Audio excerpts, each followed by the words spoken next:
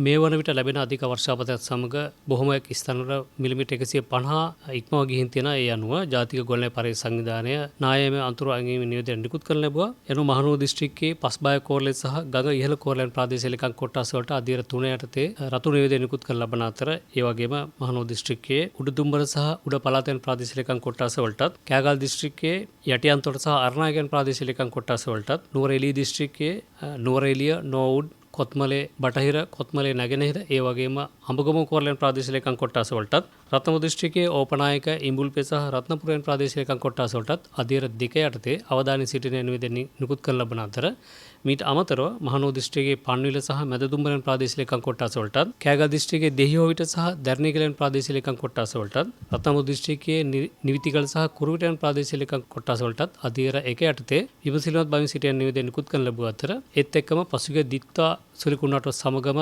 අන්තර්දායක ස්ථානවල ජීවත් වන ජනතාව සහ ප්‍රදේශවල අධි අවදාන ස්ථාන හඳුනාගෙන සිටින ඒ වගේම මේ ජනතාව ඒ සම්බන්ධව දැනුවත් කරලා තියෙනවා. මේ වර්ෂාපතනය සමග මේ ස්ථාන යම් ආකාරයක නැවත සක්‍රිය වීමේ හැකියාව පවතින නිසා ඒ සම්බන්ධව වඩාත්ම සැලකිලිමත් යුතුයි. ඒ වගේම මාර්ග භාවිතා කරන්නන් සහ ගල් පෙරළෙන ඒ වගේම කණ්ඩි අසල ජීවත් වන ජනතාව සහ ඇල මාර්ග දෙපස ජීවත් වන ජනතාව මේ සම්බන්ධව සැලකිලිමත් යුතුයි. පවතින අධික තීව්‍රතාවයෙන් යුතු වර්ෂාපතනය සමග පස් කණ්ඩි සෝදා යාම ඒ වගේම ගල් පෙරළීම ආදී අන්තර්දාය තත්ත්ව ඇති හැකි යම් ආකාරයක අන්තර්දාය තත්ත්ව නිරීක්ෂණ උත මේ ඒ සම්බන්ධව ප්‍රදේශයේ ග්‍රාමාධිකාරී මහත්තයා දැනුවත් කළා. ඒ වගේම අදාළ දිස්ත්‍රික්කයේ ජාතික ගොල්ලේ පරිශනායතන දිස්ත්‍රික් කාර්යාලය දැනුවත් කළා. අවශ්‍ය උපදෙස් ලබාගෙන ඒ අනුව ක්‍රියාත්මක වෙන සිල්ලා සිටිනවා. ඒ එලෙසම තමන්ගේ අවට සම්බන්ධව දැඩි විමසුමක් ගන්න සිටින සිල්ලා සිටින මොකද මේ ලැබෙන වර්ෂාපතනය අඩු කාලෙක ඉතාමත්ම තීව්‍රතාවය යුතු වර්ෂාපතනය ලැබෙන්නේ. ඒ නිසා යම් ආකාරයක අන්තරාය තත්ත්ව ඇතිීමේ හැකියාව බොහොමත්ම වැඩි.